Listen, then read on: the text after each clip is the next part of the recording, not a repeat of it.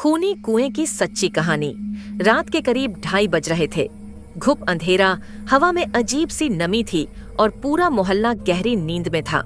बस एक ही घर की खिड़की में हल्की रोशनी थी। यह घर था निशांत का।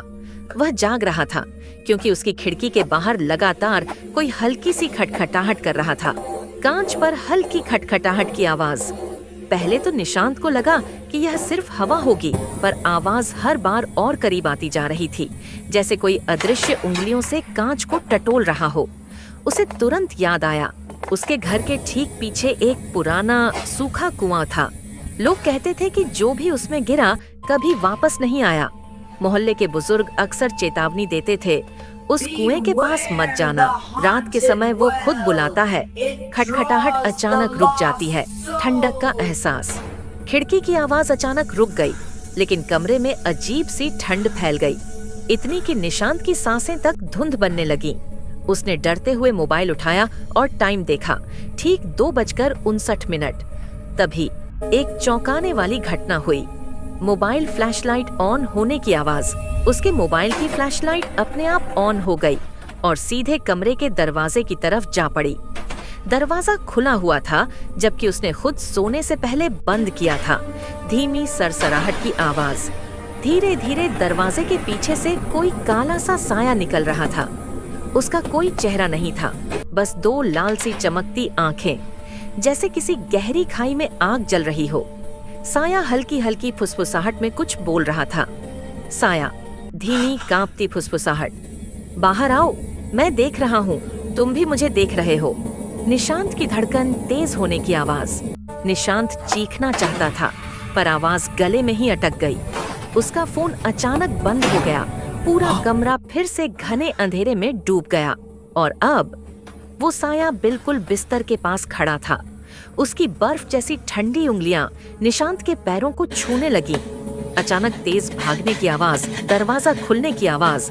डर के मारे निशांत वहां से उठकर भागा और सीधे घर के पीछे के दरवाजे से बाहर निकल गया। घर के पीछे वही पुराना कुआं था, लेकिन आज वो सूखा नहीं लग रहा था।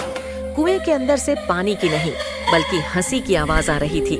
एक स्त्री की हंसी, बेहद कमजोर लेकिन भीतर तक काट देने वाली। डरावनी, कमजोर स्त्री की हंसी की गूंज। निशांत ने पीछे मुड़कर देखा। वो काला साया उसके ठीक पीछे खड़ा था। उसे बस 1 सेकंड मिला। पानी में तेजी से हाथ बाहर निकलने की आवाज, और तभी कुएं के अंदर से एक सफेद, कीचड़ में डूबा लंबा हाथ बाहर निकला और उसने झटके से निशांत के पैर पकड़ लिए। निशांत ने खुद को छुड़ाने के लिए चिल्लाया, पर हाथ की पकड़ इतनी मजबूत थी कि उसका पूरा शरीर खींचकर कुएं की तरफ जाने लगा। चीखने की आवाज और गूंजती फुसफुसाहट।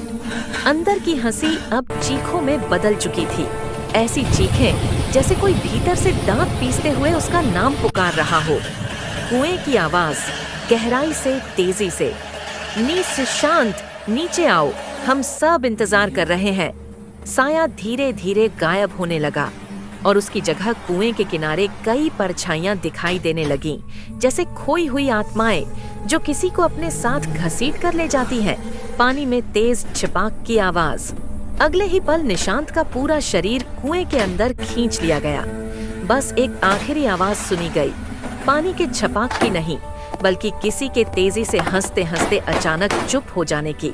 सुबह की चिड़ियों की हल्की आवाज, डरावना संगीत धीमी हो जाता है। सुबह लोग जागे तो कुएं के पास जमीन पर बस एक ही निशानी थी, निशांत का मोबाइल।